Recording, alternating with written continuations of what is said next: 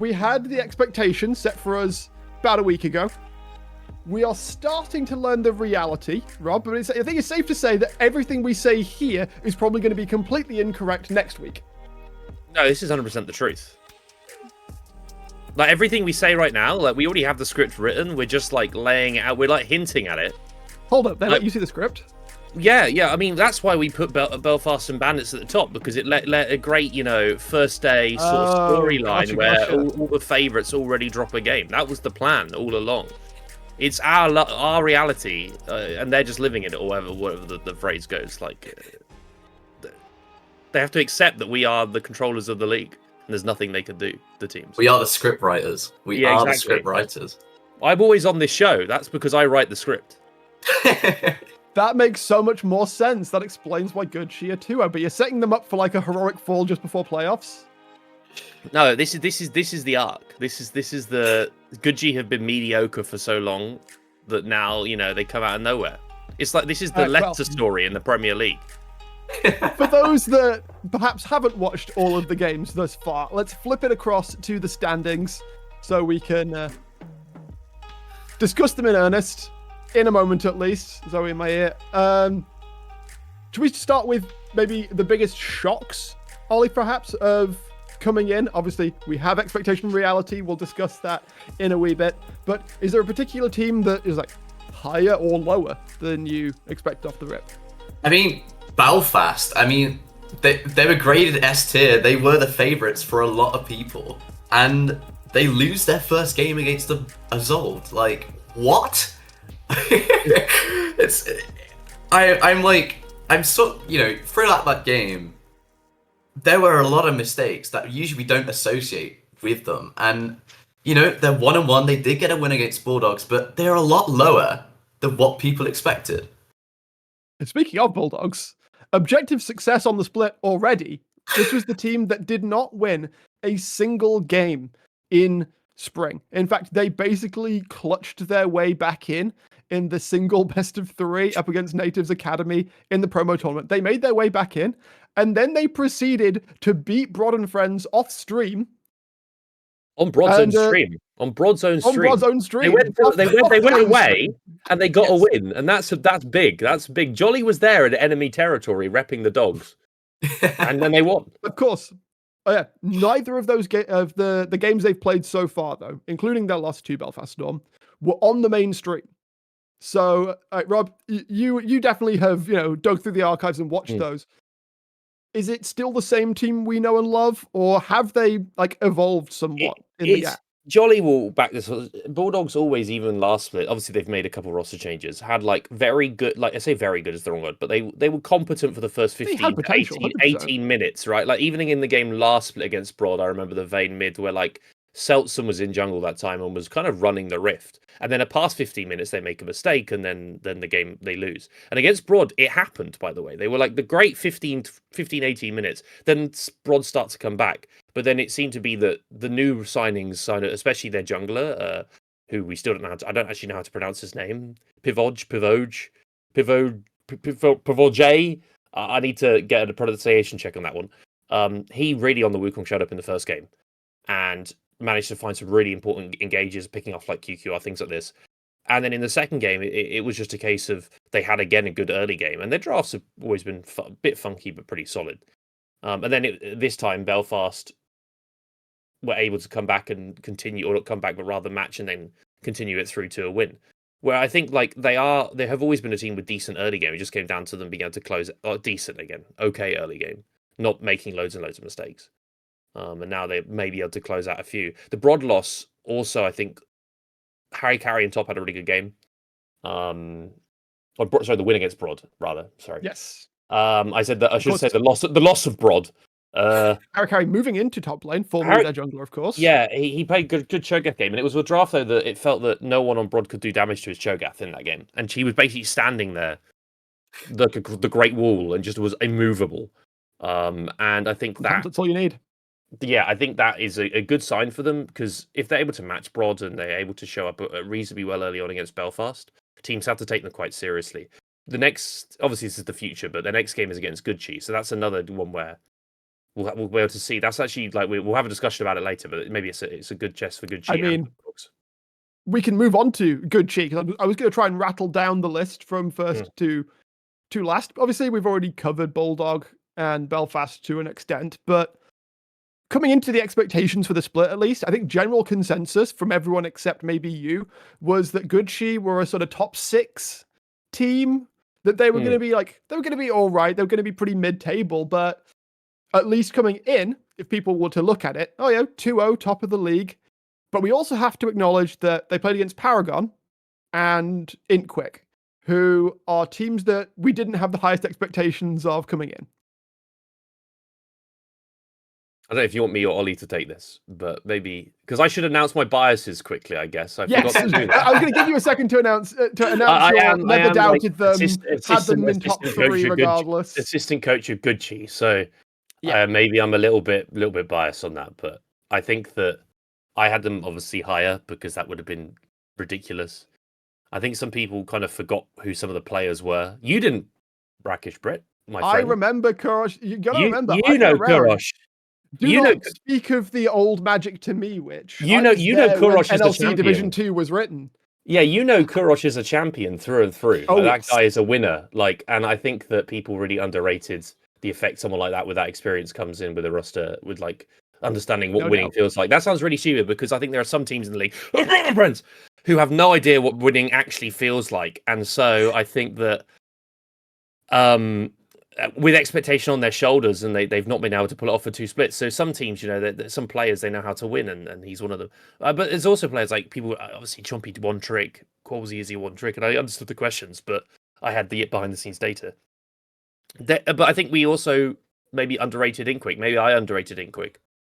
We've had the expectation for Australia. It kind of links each other, right? Because there's you've got a lot of 1-1 teams here, and they've all kind of beaten each other, which kind of leads to this awkward situation where it's like, who is actually better on the day?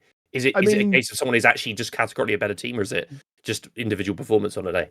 We're kind of just building a circle of suck at the moment, Ollie, I would say. Yeah. 1 week worth of games won't be able to tell us too much, but we'll see how future weeks figure that out.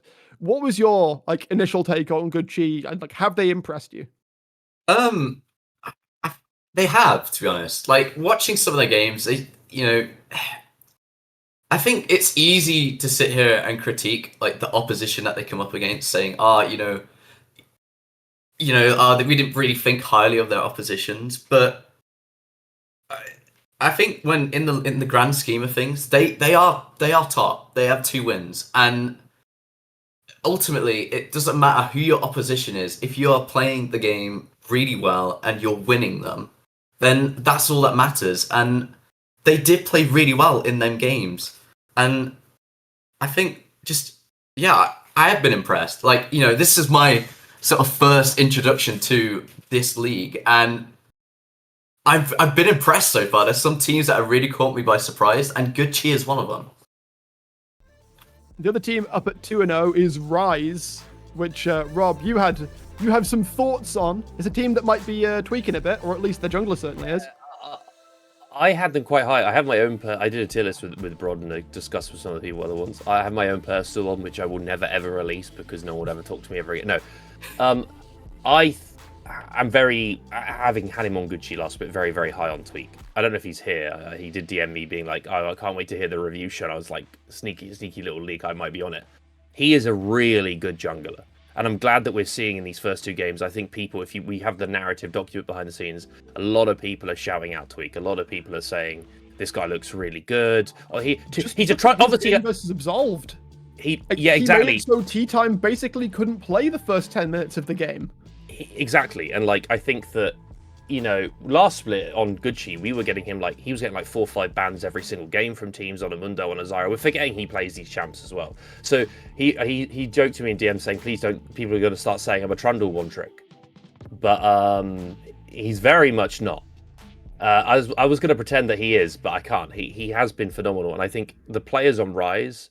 I mean, when I went to do that tier list with Brod, I join in and Sin is just glazing this guy about his comms and saying how good he is. And I think that is a big thing when you've got the old guard in the UK scene saying how good a newer, he's not obviously new, played last one, Good Chi again, but He is just a really, really good player. And I think that the rest of the team is one of these teams where either it was going to do really well or really badly, because you have players like BB Muffin, who is a very vocal player. Just he knows what he wants from the game, BB Muffin, what he views as being strong in meta.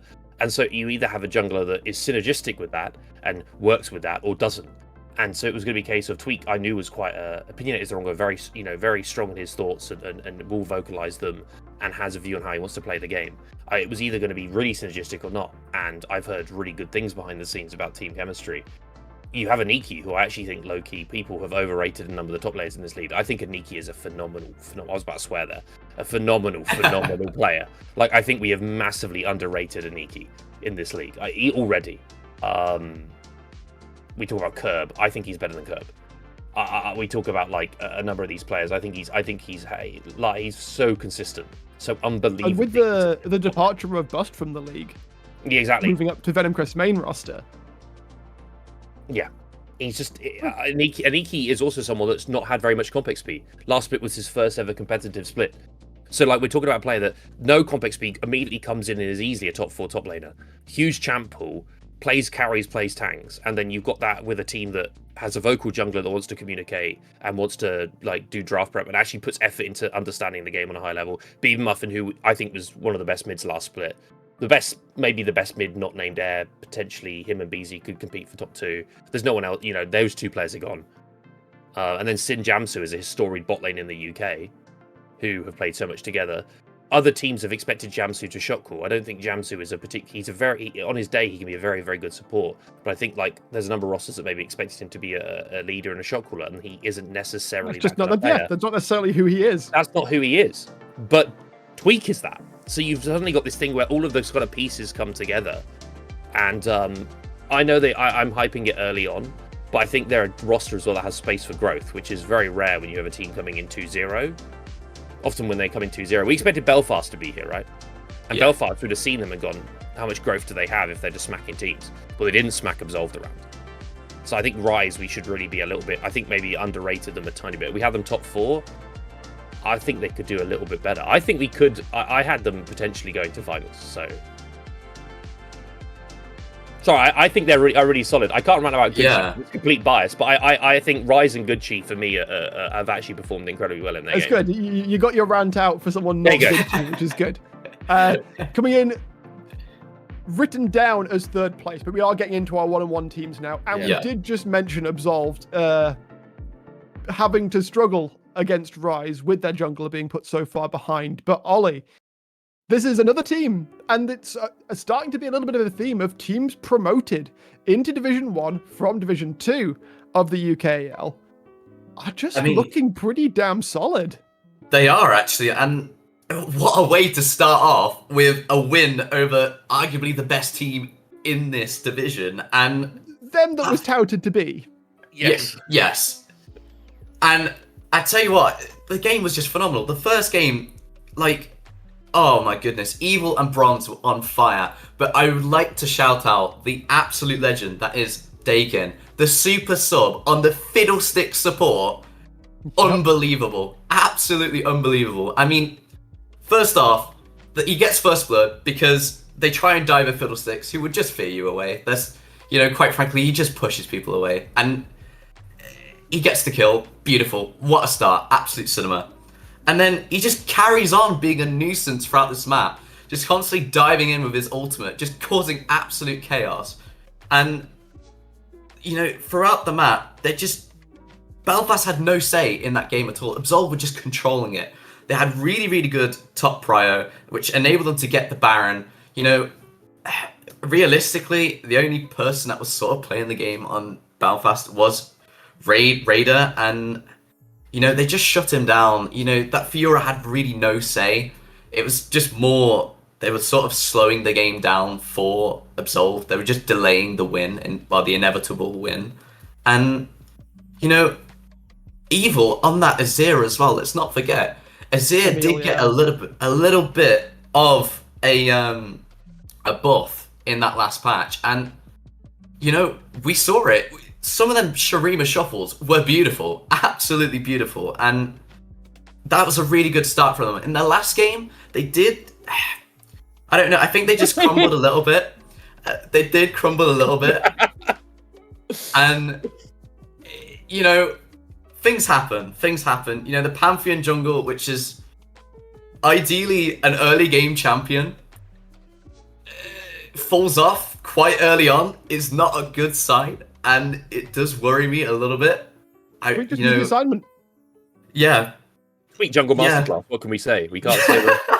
I mean, I don't necessarily begrudge Tea Time that much because the game was wrenched out of his hands so early on by Tweet. It was skewmond. Let's just say a skewmond performance. And you know, things happen. League is a funny old game, and I think we could brush that performance to the side. Hey, I'm going to take this opportunity though to point out that you mentioned the Azir like modification slight buff. Yeah. You know who else got buffed on this patch and Absolve played? It's course. my boy Ziggs. It is Ziggs. The Bomberman is back onto the Rift, and I couldn't be happier. 0-2 right now in UKL. No. he Emil played him in Absolve's Win, didn't he? No, he played it in the loss. In the loss, yeah. Versus Rise. He played Azir in the win and Tragic. Ziggs in Anyway, the loss. And then Ziggs lost later. But I was going to I want to quickly add about the Absolve thing. I do wonder about that Rise game because I think what Tea Time did there showed a little bit of tilt, which is a bit of a concern. If you watch that back, they see Tweak walk into bot side jungle, they go for the gank mid, and then Tweak just walks straight back into his bot side when he knows Tweak is there. Unless Tweak is the most ego player of all time, he's going to drop taking those camps and help his mid laner. He does, he kills the Pantheon, and then the Pantheon runs straight back to the same side of the map, to the same crab, to fight Trundle again. And that's like jungling 101. And then later in the game, we saw a couple of Grand Starfalls just kind of Hail Mary to try and steal objectives. And then there were later fights where he ults onto the Baron and then decides it's time to run into the enemy team again. And it's like, I wonder if that's like a little bit of like, not tilt, but in that first game, they got all their champs, right? Like Emil, Azir, Dognappy on Aatrox. I just want to bring up that game because I think Belfast Draft was one where you couldn't delay that game for Raider no matter what. You had like Viego, Ari. Yeah. You had like Relum 4 carries. It's unplayable. Like Raider, of course, hyped up as being the next big thing in Four Nations top lane. I wonder if the Fiora was a bit of an ego pick, but because it didn't feel like he was set up for success. I mean, already the draft was quite difficult because you're playing Viego and Ari, but then you are playing I don't think like Ari versus Azir was good back in the day, right? Like it was, you know, and it's not as crazy OP counter pick as Ari versus Azir as it was before. Like there are other, like Talia was available in that game as a prime example. You could have gone Talia. You could have also grabbed like junglers like Vi, for example, if you want to go Vi Ari. Instead you go Viego Ari, which is like reset cool, but then you go Kai'Sa and you want to dive.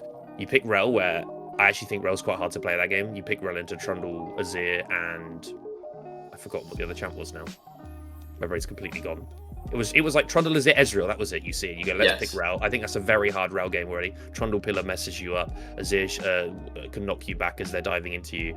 And then you go, I think you have to either commit to the reset comp, in which case Fiora doesn't do anything. But if you're looking to play like the 1v1s and you're going to give them Aatrox and take the Fiora counter, you shouldn't be playing like this far, you know, kill first. How do you kill first target in that game as Ari, Viego? I think it's impossible. So I think like the draft from Belfast was really, really poor. And I think if you're Absolve, you just take your best champs and you're just like, haha, like we get my best champions, you lose. Like that's kind of how they played. I do have questions about, but there's always questions about some drafts like that if you have the ego, right? It was an ego pick, but I don't know if it's Fiora. But like I feel like your drop even before the Fiora pick, it's very, very, very hard to kill a first target in that game if you are Belfast, because you don't really have access to any of them if they have a keyboard plugged in. And then the other game, obviously Belfast, also at 1-1. Who would have guessed? Going up against Bulldog. I did not catch the game because it was on a different stream. But as you said, the Bulldog had a good early game, and and then they Belfast were able to weather it and play out the late stage of the game, which was good as which has long been the kryptonite of Bulldog. Yeah, Belfast weren't like falling behind massively or anything. It was just like an even, kill for kill early game, which if you're a team, you're pretty happy to be matching what we thought would be the best team in the league. It's just Bulldog have always had this issue And there are 3 of the players are remaining for obviously Harry Carey sort of top, but Faulty is still in mids. You still have Kakashi or Magpie in bot lane. You have added DDD in ADC as an Nectarios, and you've now got Pavoje. I need to find out how to say. Jolly doesn't know how to say his name, and he's the damn co-owner of the org. I don't know how we're meant to remember how to say it. We should pronounce it differently every single time until we get an official. But yeah, until we get told off. Every time you say his name, just give it a different. Yeah, a little twang. He's the Serbian jungler, the only Serbian jungler in the league. That guy, I think, has also played quite well. At least in the 2 games. I think that you're happy with your early, but then Bulldog always struggled later anyway. They always had okay early games, so that's the problem. That's the biggest issue. Yeah. Is that against Belfast, having good early game, doesn't matter. You still lose the game. There is still an L on your loss on your match record. So you could go with the moral high ground of saying we won the first 15 minutes, but that doesn't mean you won the game. So that's meet the new boss the same as the old boss kind of mentality, right? This is the same Bulldog that we know. They are doing a bit better. Less weird picks. The same problems are still there, and we'll just have to keep an eye on them as they go through the rest of the split. Obviously, we expected them to be 9th, 10th, but we've seen a sparkle of something. Perhaps they can make something work. In between those, also at 1-1, Broad and Friends. Obviously, we discussed their loss to Bulldog. We forgot to point out Akers was on support in that game, which the chat did say that we should bring up again. And Akers have been playing a lot of, obviously, support in solo queue on his Kobe Ballon d'Or account.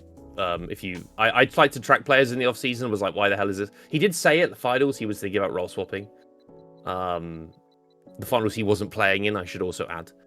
But yeah, it didn't look so good. And I'll be honest with you, I don't even think they had their win versus the Bandits. I don't think that game was unbelievably back and forth. It was a ridiculous back and forth game. So I don't think they're out of the woods yet at all. With a loss to Bulldog and a close win versus Bandits, I don't think they're out of the woods yet at all. No, definitely not. And that's that seems to be correct. They are sat in the middle of the table. We will wait to see how they develop. Obviously, we expect them to do quite well. This is literally Brodden family, majority Cabbage family roster. Sticking around. This team has been together for so long. They are undoubtedly on the same page with how the game is meant to be played, but perhaps their read isn't always spot on. Spark is really good though.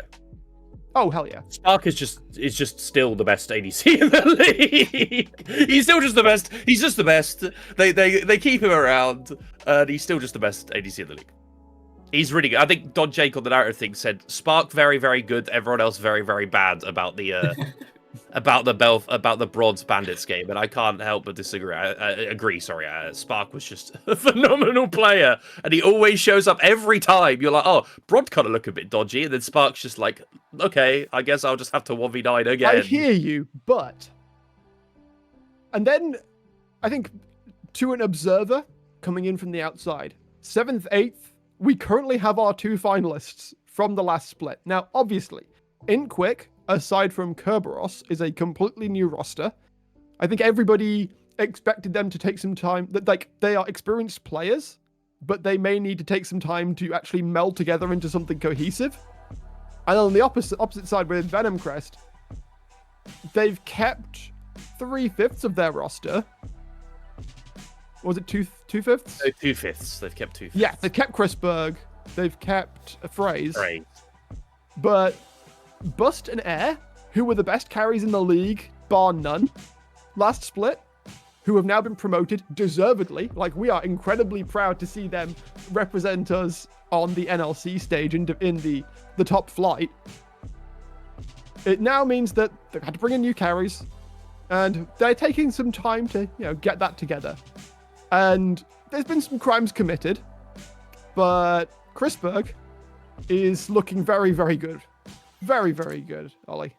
Absolutely. I mean, in their first game, Venom Crest against Bandits, he was on fire, absolutely on fire. 9-4 and 7, just that on-hit Varus was just melting people. Obviously paired with the likes of. the fact that he's even willing yeah. to do that, because for so long, so many people are just like, you just go poke Varus. You just go poke Varus. No. Like, identifying the situations where you go on head is a mark of a good player. Absolutely. And especially when, that player is into quite an engage-heavy bot lane, with that Nautilus constantly trying to hook him. They just couldn't touch him. And the peel, I like to shout from the peel from Matthew was fantastic in just keeping him alive in certain areas. And to see this bot lane go forwards. Oh, absolutely. It's definitely one of the key bot lanes to stand out. Now, in their second games against Inkquick, obviously for Inkquick, they had a really, really good game. They absolutely, I'm going to be quite blunt in saying this, they annihilated Venom Crest. And, that's the sort of, when you do have a new roster, that's the sort of thing you want to see. It's them finally building together, getting a bit of cohesion, a bit of chemistry going. And that clearly showed because, oh my goodness, finishing the game with 3 bounties, 3 large bounties, and a Tristana that's 11-2 is quite harsh. And I just think that, these teams, they need time to develop, and they're sort of going back and forth. And I think definitely they have key spotlights to sort of look at, but I think definitely for Inkquick, they've sort of found their style. I mean, they played a really, really dive-heavy composition with that Sylas, with that Tristana, with that also Trundle as well, that Mundo that's just going to run at people and basically one-tap that ADC. And that's sort of their style. And they absolutely battered Venom Crest, so I think keep it up. Keep that sort of composition going, and just, it was a good performance by them. But Venom Crest, take some positives from that first opening game. Ignore that second one, obviously build on it, but just go again. Reset mental. Reset mental. It didn't happen. It did not happen. It did not happen. I think there. I want to say a couple of things I feel like they do need to take from that game, though, because there was a certain passage of play, Rob, that you were. There were multiple things. Yeah, not pleased with. I'm going to cover it. We firstly say I feel like we're a little bit hypocritical on this. Venom Crest kept more players than Gucci did, and yet we're saying they're going to need time to gel. But Gucci, you know what I mean? I think this time to gel argument is also. Yeah. I think if you're a good player, the time is very short.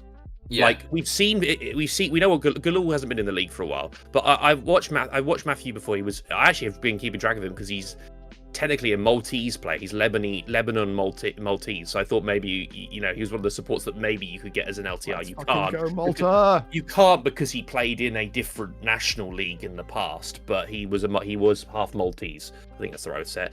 But Refresh has played in this league a lot. Frey's played in this league a lot. Chris Berg was at NLC level, and I think it's an argument to say that game was atrocious from them, in my opinion, versus Inkquick. Inkquick as well got that. How much synergy do you guys have siblings? How much synergy do you have with your siblings? Because Artorias and Prosper in the bot lane look significantly better as the brotherly duo in that second game than they did in the first. The problem with your problem with brothers is that sometimes they argue. It is synergy or complete dissonance. That's what happened in the Gucci game, let's be honest. That level 2 was an absolute atrocity in the Gucci. Anyway, so that Venom Crest game, a lot of problems with Venom Crest. I think there's a patch play where they call the lane swap, and then what happens is that they realise that having put Refresh bot lane and they've put Chris Berg top, Chris Berg wants to reset back to bot lane. Refresh can't push the wave out because they're still pushing in the bot lane as Inkquick. So Chris Berg is walking, they're leaving top open. So Galul thinks I have to TP top here as Ziggs because I'm going to lose a ton. We're going to lose a ton of gold on the map. We're going to give Curb a free wave of farm plus probably a plate and a half. It is Mundo with Demolish, right? So at least a plate and a half, if not 2. He TP's top, but in the same time, Fraze and Matthew are walking in bot lane, and we've just seen Sylas come off of mid lane vision into the bot side jungle. It's just a complete you can't do this. You've decided you weak side you play for the grubs. You're 100% weak side the Jacks, putting him into the lane swap, and then while you're midway swapping Chris Berg to bot lane, deciding to enter through the bot side jungle when you've just seen everyone come off of vision entering to that bot side jungle. It's a complete misplay. And then Ziggs, if you watch that clip, it's a comedy of errors because you literally, as they're walking in, Ziggs is like, "Bye guys," and just teleporting to the top lane. He's leaving already. He's gone. So you don't even have Ziggs Jarvan combo.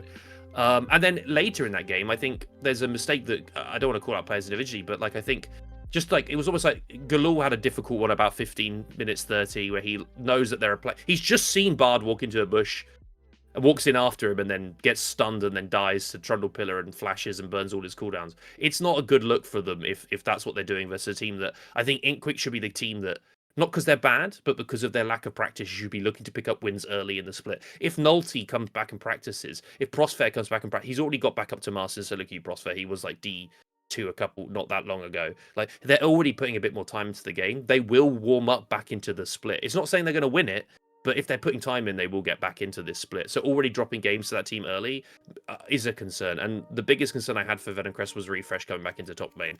Relatively limited champ pool, plays often one champ in solo queue consistently. This split has been Pantheon. This year it's been Pantheon.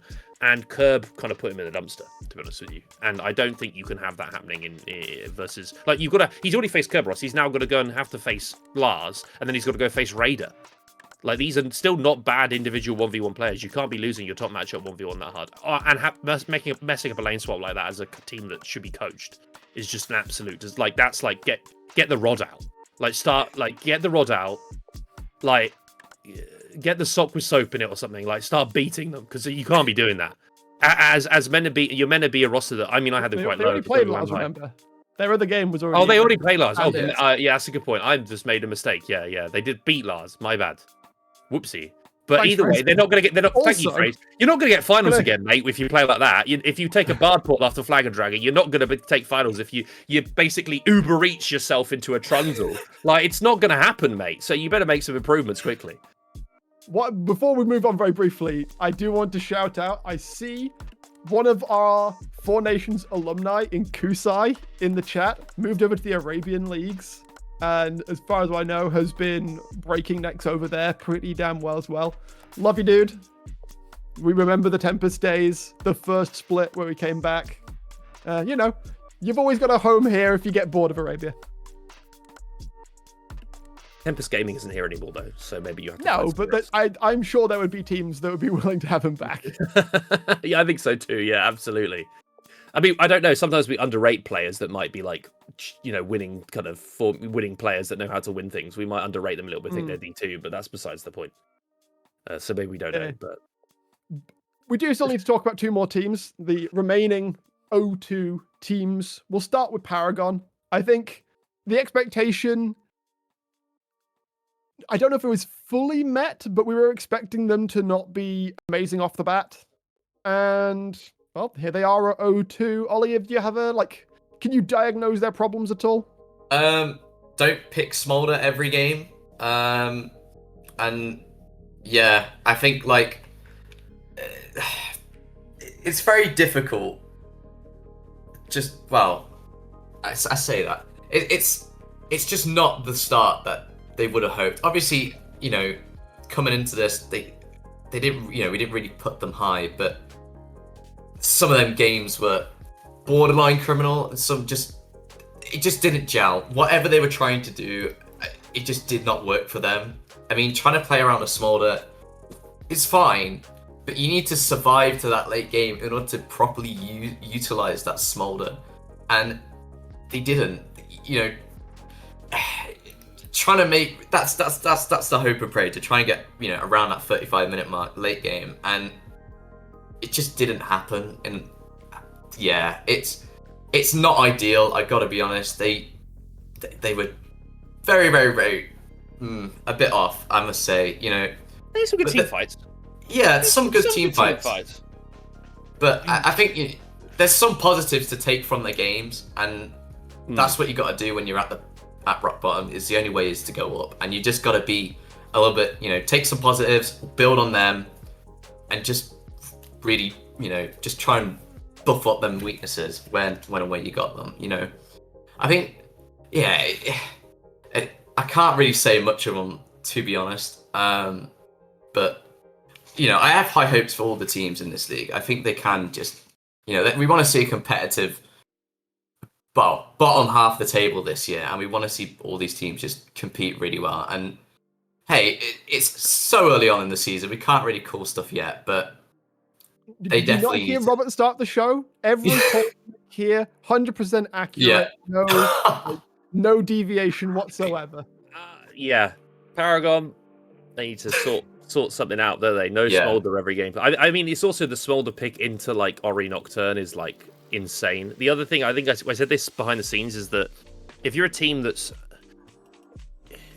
a number of teams here that have decent early games. Like I think the top 2 teams showed having very good early games in the 2 games they played so far. Like generally getting consistently ahead, getting 2v2 kills. If you're not doing that, like if you have a bad, it's easy. If you have a good early game and you're starting to make mid-game fumbles, you've already kind of been okay for the first 15 minutes. You can. This is weird enough. I'm surprised Bulldogs hasn't improved consistently more in this. Weirdly enough, you can start going, okay, well we're in a good state at 15. We're happy because a lot of teams play blitz. Some teams play blitz scrims, right? They do like 15-minute scrims and then FF, and because they want to practice that early game, get it down so they're happy at the stage they're at. If you're in a good stage at 15, you can look at your mid-game mistakes, and it's a lot easier to pinpoint and say, we shouldn't be doing this, we should be breaking tier 1, we should be maybe fixing our side, like whatever it may be that you're going to bring up with your mid-game macro, it's easier to fix. If your mistakes are, we're dying 2v2 in lane, as Smolderell versus Jin Alistair, or whatever it may be, that's actually quite hard, because that goes into a fundamentals discussion of like, do you know how to lane properly? Like, are you actually not making loads of mistakes in the first 5-10 minutes? And like that's what Paragon were doing in both of these games, is a number of mistakes. And then they have Smolder, where there's a couple good team fights, but I think in the Rise game, Rise realized we need to stop running into them and killing ourselves, and Gucci did the same thing. They adapted how they want to play mid-game. Gucci did it. They stopped Orion nocturning individuals. They looked for a frontline 3-man shockwave around Baron. That basically wins the game. And then in the Rise game, it's a similar kind of thing where they adapted how they were playing, stopped running into them, and then played the game fights a little bit slower. They had a Syndra in that game, look for a pick, and it's fine.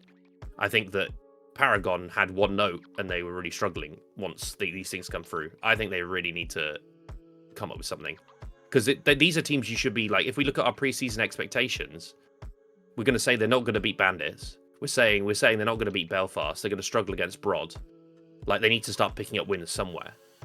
You say it's early in the season, 20% of the season, 20% or more than 20%, because it's 2 out of 9 games have already been played. Yep. Yeah.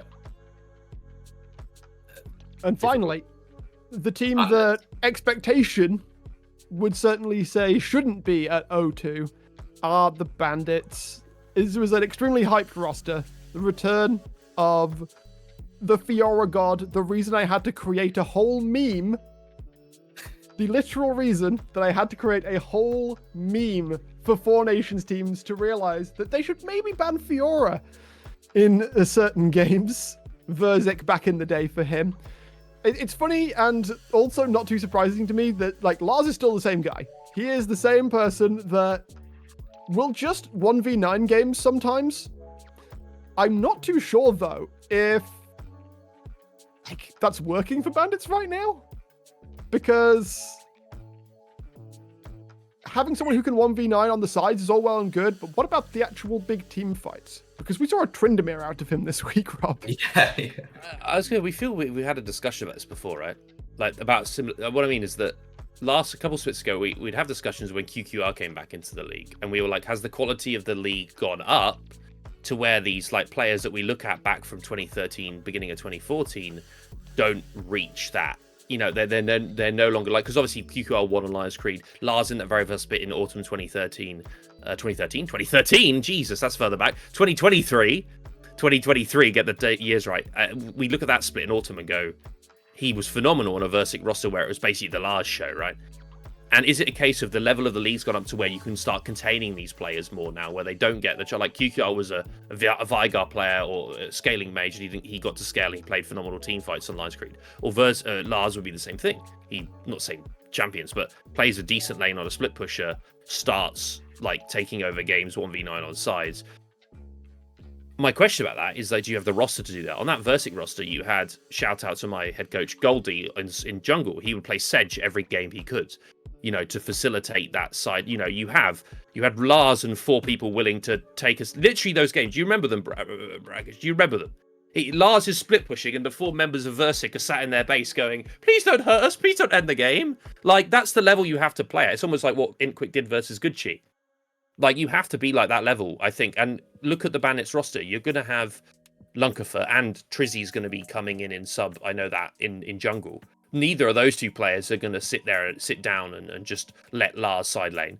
Then you're going to have Ground is he was a Phil mid until they got now I don't know if it's Rue or Ryu, real name Ruben, so I guess it's Rue. He's coming in mid lane as a LeBlanc Vladimir player. He obviously played Ari in this game, looked pretty good against Braun and friends in that second game. Is he going to sit back? I mean, that split pushing style requires everyone on the page to make it work, and I don't know if it's going to be the case, especially with the top players we got in the league, because I think you can contain that. Refresh managed to do an okay job in the Olaf versus Tryndamere, and then I think Akers did a fine job on the Sion versus Gwen. Even though if my Gwen doesn't buy items when she comes out of base, I think I think that gives the early game advantage. It certainly helps. Yeah, makes it less of a problem. But like you were saying specifically, the composition. If Lars is going to be allowed to full split push, the team has to draft specifically with that in mind. But yeah, it's not just draft, it's play. Kavia didn't do that in game one. In that mid game, they were fine in lane versus Crispo Matthew. They were fine in lane. Then they decided to run a Blade Varus and kill themselves in mid lane. Like, you can't be... If I'm Lars going, okay, guys, I want to play a strategic game, I'm going to push here, you need to put pressure here, then I take this, and they're going to have to make these decisions, which is what Curb was doing again in the good... I compare it, because that day one had Raider trying to do it against Absolved in a 1v9 Fiora performance, then you had Curb trying to do it on Vayne, and you had Lars trying to do it on Tryndamere, and they all lost. It was basically the same 3 games with 3 1v9 side-laning, split-pushing top laners, and the rest of their team has to play on the same page. And none of them... Well, Inkwick did the best job of doing so. And Bandits didn't. Kavia died so many times in that game as a Sivir. Like, if you go back, like, it's really bad. And they need to figure it out, because they might be good on paper, but they need to all come together for one cohesive style. And Lars isn't going to... Lars is a Fiora, Tryndamere, Kayle, Vladimir player. Is he going to come in and say, okay, guys, Lunkerfer, Lunkerfer would prefer to have an Ornn Sion player in the top lane. That's how we saw when they got second. I just think that they need to figure something out, and soon, because you can't have four carries in the support. Yeah, it doesn't work. Sorry, I just think it's there's no magic support pick you can take to fix it either. Like, yeah, you can't just put like a Nautilus in that and be like, yo man, go and die 56 times in a game, please. Like, please fly in and kill yourself like 20 times for my entertainment. It doesn't work. You need to have someone else sacrifice. Is it going to be Rue coming in? Unlikely. It's hard to do that in a mid situation. It's usually jungle or top that has to play that kind of role. And we know Lunkerfer has a Wukong, and that's about it. He plays Rengar, Viego, Gwen. My brain's gone. I've forgotten what else he plays. But carries. He plays carries in jungle. Yeah. Lilia. 100%. Lilia, he can kind of play Skarner, but he played it a bit like a carry. And unless you are significantly better than every team in the league, you can't be playing like, I'm going to win every lane and be like, I don't think we forget, like, back when Lars was playing on Bandits when they were promoting. Sorry, I'm like a historian at this point. When they were promoting into the league and they faced Rise Gaming, Lars wasn't the reason that Bandits beat Rise. Lars was dying 1v1 in Fiora versus Maokai, versus Shmion's Maokai. Like, that is I don't know if that's like an indicator of like how he plays in comp, because he plays a very aggressive style. I just don't know if it's possible anymore to be playing like that against teams that are practiced. I have real big concerns if they're just going to play 4 carries and a support every single time. I feel sorry for a Werpis if that's his case. I feel sorry for the support, because, mate, your stats are going to look like Prime, the opposite of Prime Hylissang. You're going to have a horrible, horrible, horrible split. Oh, Hylissang. So Hylissang. Yeah, it's going to be a difficult one, unless someone decides they're okay with taking a back seat. And I don't know where that comes in, because you can't tell your mid or your AD carry, so it's Lunkerfer or Lars, isn't it? Yeah. So, that's a nice broad structured discussion. I'm sorry, I cannot believe what I'm watching. We had them in, like, people said they were like amazing, and they've just come in and lost to Bron, and they've lost to Venomcrest. The Venomcrest loss is, I think, more indicative, because we saw Venomcrest get smashed by 5 IQ. So it's a concern is like, they're going to have to bounce back massively. Is Scrims going to help? Lunkerfer's out, by the way, next week. This is not a leak. Lunkerfer's on holiday. So it's Trizzy coming in. And Trizzy does not play facilitators at all. He Very plays... true, but he doesn't. Real, like, if the Trizzler gets to Xin Zhao, then it might not matter. If Rise, if they decide they all like collectively just like go into a trance and give him Xin Zhao, I think I'm gonna find where Tweet, BBMuff, and Sin Jamsu and Aniki live and have to go and wake them up. Like it's got to be like Snow White or something. Like there's no way they go, oh, Trizzy's playing, let's not ban Xin Zhao, that's fine. Like or what are you take off Xin Zhao, he's gonna go play Diana or Gwen. Like they'd have to like, I cannot believe, like it would be insane. I mean, there's other one tricks you can ban, but I actually think that you might not even ban Fiora these days. That sounds crazy. Hold on, man. That sounds crazy.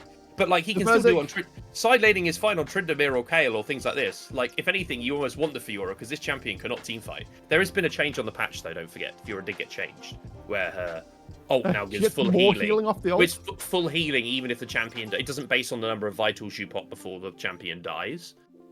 So so like if the champion dies before the vitals, so the ult finishes. slightly less worthless in slightly less worthless in team fights, but still. This is Lars though. He's not going to be in team fights. He's never in team fights. So let's exactly. So I don't have the highest hopes. I mean, I think later they might win games, but it's difficult. Well, speaking of later, obviously. Monday is our next game day, and I wanted to do a quick rattle off of the games we're going to see there, and just short words, feelings from each of you guys. So, Ollie, I'll start with you. Absolve, Broad, and Friends. You know what? I'm starting to grow a bit fond of Absolved, and I am a dreamer. Some say delusional, but I'm gonna go with Absolved. I'm gonna go with Absolved. I'm liking some stuff that I'm seeing there, and yeah, I'm gonna go with Absolved.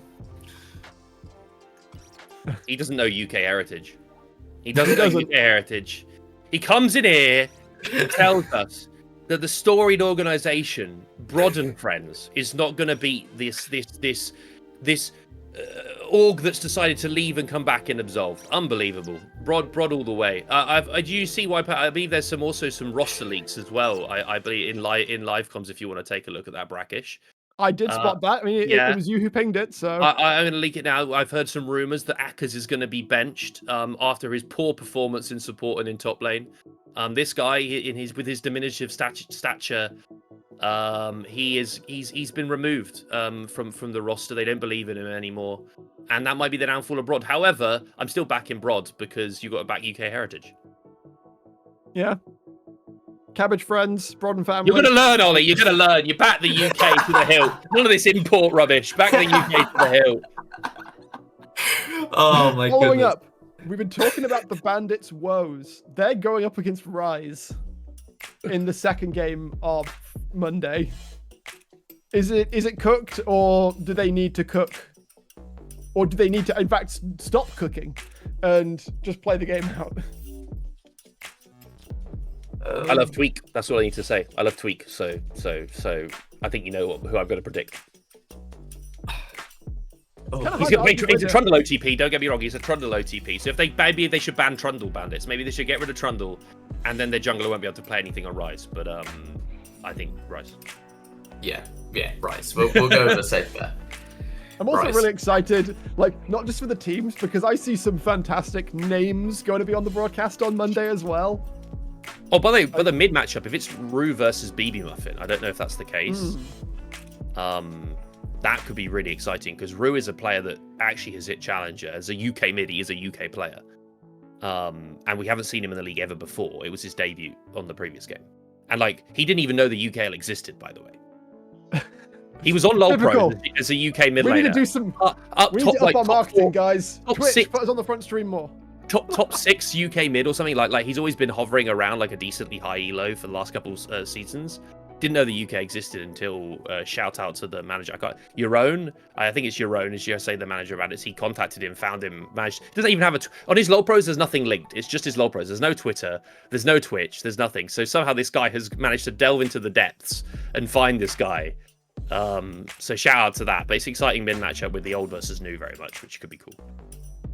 Right, there's a Venom Crest and Belfast Storm game that's going to be off stream. Presumably Belfast will cover that one. You think? Yeah. I think Belfast win that. Yeah. It's gonna be an interesting one. It I will. think perhaps if Venom Crest, sit down and solve some of the crimes that were committed in week 1, then it could go either way. I agree that I lean slightly in Belfast's favour. If Belfast put in a couple more scrims, get a couple more scrims in, and Sam has probably already got the belt out after the loss to in the first week, and I think they should do fine. I think I'd have massive concerns in that top matchup because I know what Refresh can be like, and I think Raider's gonna pick Darius and kill him like 5 times.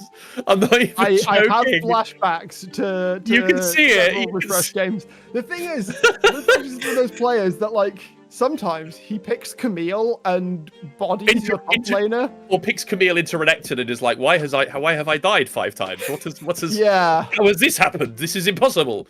I've seen him in the Uni League when he was obviously me. Shout out to Production Zoe, were at Exeter. He played on Ex Machina on that roster, and I've seen him get bored versus like Malphites and tower dive them when Malphites had ult up, and then he's just lost the game. So I think like it's actually on Refresh to maybe come in and be a little bit more chill and not egoed Raider, who if he gets given a carry could 1v9 game, can actually 1v9 games. And then second half, Paragon Intquick. Obviously. Did we say what Ollie was? What was Ollie's prediction? Was it Belfast? You predicted Belfast. Yeah, Belfast. Yes. Yeah. We're past the delusional phase. I feel like there's not much in the way of delusion present for a Paragon Intquick game. Like Intquick. Yeah. Sure, their loss looked. Actually, to their credit, their loss looked the least bad, as you said, of the 3 1v9 games. Yeah, it did. It did look. But they also, Goomba'd Venom Crest, so. So Paragon's gonna win. Yeah, of course. That's totally what Up the Irish. Believe couldn't be done. Full Irish roster. Paragon beat Intquick. I'm putting my analytical chops on the line. Paragon beat Intquick. And then last up, Gucci versus Bulldog. First time that we'll see Bulldog on the mainstream, which will be nice to see. But of course, like similarly, one has to assume that Gucci is quite highly favored in that one. Gucci, I believe Gucci. As much as I believe in Bulldogs can get a second win, I don't see it happening against Gucci. I think Gucci will absolutely dominate. I actually think I think maybe I do coach Gucci's unbiased. I think that Bulldog is like quietly like they had a decent early game against Broad. I think we've not spoken about how Broad lost to Bulldogs enough. By the way, Broad we got some minutes. Yeah, Broad true. Come on, Bulldogs. Let's put. Yeah, they say Akers was on support, but the 4-time Insomnia winner core of Zeta, Porp, QQR, and Spark lost to the Dogs. And I think that should never be forgotten, that the first win that the Bulldogs have had in over a split in the regular season has been against Rod and Friends. Yeah, such a story. Vertex as well. Like they were on a like Vertexes before. Like they were the joke of the league. They would play like shout out to the Corky Jungles. They played Corky Jungle. Like they were. I say and joke. It I want to point out here as well, let's not forget that the Akers back in the day when Vertex was in the league did also lose when he had Errol in mid lane to that Vertex roster when they played Heimerdinger mid versus Errol. And Errol is an EMEM, was an EME artist mid lane. That's just faulty though. Faulty slash Mike. So I think that we do. glossed over this a bit too much that Broad did lose. And I think the Bulldogs are actually not, like we're memeing on them. I don't think there's actually any team in this league this split that we're looking at and pointing at and laughing. Like last split we were kind of pointing at and laughing like a couple of them, but this split I don't think we're doing that. And I think Bulldog is. I think Gucci should win. Don't get me wrong, but I think we are kind of underplaying Bulldog actually being 1-on-1 against a team that we had like top 3 coming. Do we think like put me in the headspace, Rob, of like if Bulldog get a signature good early game, do you think they can carry it through, or would the likes of Kurosh be able to sort of use their pedigree to stabilize? I even think it's on Kurosh. I think that you have like the early games that look really good because I think Qualzy's come in and been a really, really solid jungler. I think Qualzy's played incredibly well. I think bot lane as well is like been an absolute like I mean we're forgetting that Maro and Chompy have 2v2 killed both games. Maro is times. I will gas at Maro at every opportunity. Like there's a reason that man has so many montage moments where he just saves games out of nowhere. Draft is hard as well, right, against Gucci because you kind of want to ban out Urgot, Talon, Taric every game because of the one. I don't even know how you get the idea that Qualzy's a one trick from. He's got like another 100 games on a bunch of other champions, so it's not even like one of those things where you can even consider it being like a one trick situation. But Chompy, I can get it, but you have to ban those champs I was now. talking to Bloxer about this. Do we think that the Urgot needs a ban? I shouldn't talk. I shouldn't say anything. That's true. You're in the pocket. Yeah. I can't say what I think should happen against him. To me, like Urgot is very good into very specific picks. So you can just go, all right, either you blind Urgot and we pick something that doesn't give a single damn about that champion, or we pick something that's not going to get run over by it. And then you've got a spare ban to throw at like it has bad matchups. Rihanna to take away from Kurosh. It has bad matchups. I mean, I question. Like, I feel like the other thing is, like, Kurosh's Orianna is really, really good, but he has a number of other champions. Like, we're forgetting that Kurosh, people meme about it, was like an assassin player, right? He's got an incredible Zed. I can tell you he's upset BZ isn't in the league.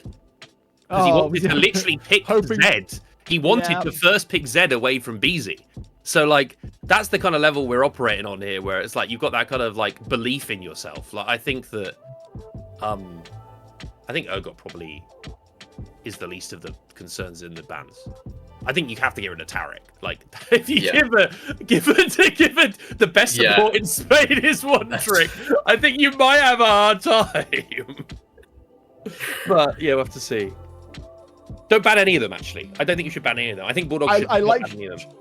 Call back to what Jay said earlier. If you're a team, if someone needs to let Lars have Fiora just so that people will remember to put respect on that name. Like, just have a day where no one's allowed to ban anything and let all the top picks come out. I think the Talon might go through. I'm just saying, can we go back to game 5 being blind pick? That'll do me fine. I'll take that one. I think Talon might go through. You remember those days? When was it? Like 2014, 15, was it? And then you can get like 2 Shens versus each. That's where the WTF 2 Shens come from. Yeah. But I was going. I think that Talon might get through. I think Talon is the one that people might forget about because I think it's one where also like we've seen Loopy in the league with Urgot and like his Ornn was really, really good. And I think he's got like we already saw him as a 2-trick, but I think having worked with him, he's got a lot more champs than that. As we saw him play Renekton recently as well. And then, like, I think in bot lane, Chompy's got a lot more champs than Taric, but Qualzy has a lot more, but I think people might go, well, Talon is, like, not that important. Like, don't ban it. I don't know. I just think it's a difficult draft. It's when you have that many ones. It's like when against BZ, right? You don't let him have Zed, and it kind of locks one of your bans, so then you can't get rid of Meta. Yeah. I mean, that is kind of the price you pay at... I mean, realistically, at any level, if you have someone who's that good of a one trick, but especially, you know, when we're playing with what we are Div 2 ERL at this point, by sort of official reckoning, like, this is the sort of level where, like, if you're really good at a champion, you just need it picked or banned against. Like, remember what happened at NLC finals where Nord just decided in one game to pick 4 of Bowser's champions, or pick, like, just get them out of there. And they still lost, which is crazy. I liked the concept though. That was a really neat idea to try and really hard focus someone's champion pool. As he said, it didn't end up working out, but that is the way these things go. Anyway, Rob, Ollie, any other topics you want to bring to the fore before we wrap this one up? No, I'm joking. No.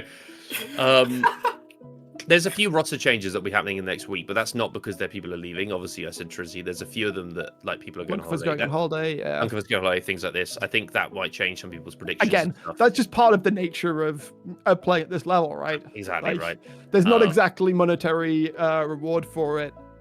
Like people are going to step in, step out at times. That's just so that's how it versus be. Rise. That'll be an interesting. I think that's the game I want to watch is Bandits versus.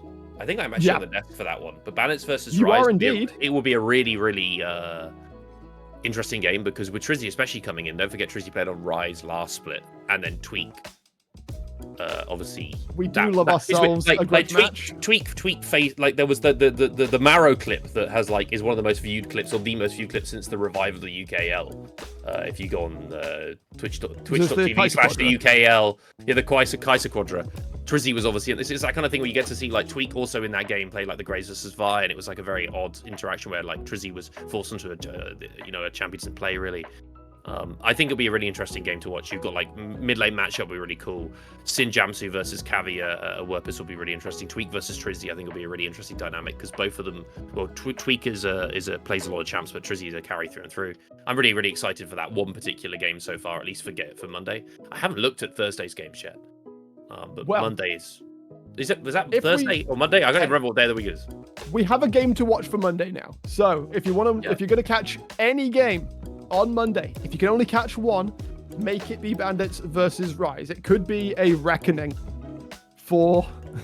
It's 2-0 versus 0-2 as well. And this is where Bandits need to start picking up wins, right? Do you think about if where they can do it against Rise, then exactly. Their stonks suddenly rise significantly. Stonks. Ollie, any final thoughts? I mean, I'm just looking forward to the split. Like the first couple of games have been really really enjoyable to watch, and I think I said this earlier, but this is my first introduction. We said this pre-broadcast. And I was just like, welcome to the UKL, my boy. We don't have the best League of Legends here, but you better believe we got some entertaining games, some fantastic teams, some great stories. The lore is incredible, and I'm really looking forward to just being able to just watch this unfold. And look, there's already been some crazy games so far, some stomping, some really really close ones, and I just want to see more of it. So thank you so much for having me on it. It's been an absolute privilege, and I really really am looking forward to next week's games. As are we, and as should you folks at home. Thanks so much for coming in for the recap show. Again, I don't know how many reminders you'll need, but Monday, 6:30 p.m. British summertime, of course, we'll be going live with the next set of games. More will be coming through on Thursday. Brod, want to remind you, Rob, that it is Brod versus Goodchi happening off stream on Thursday on Brod Sports 1.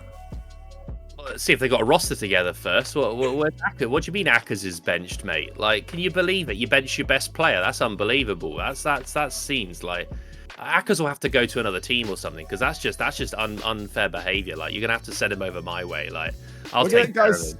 Like, Rob's gonna rant forever if I let him. So I'm gonna say you're going down. You're going down. As quickly Don't you dare message me in Twitch chat, Joe. You rat.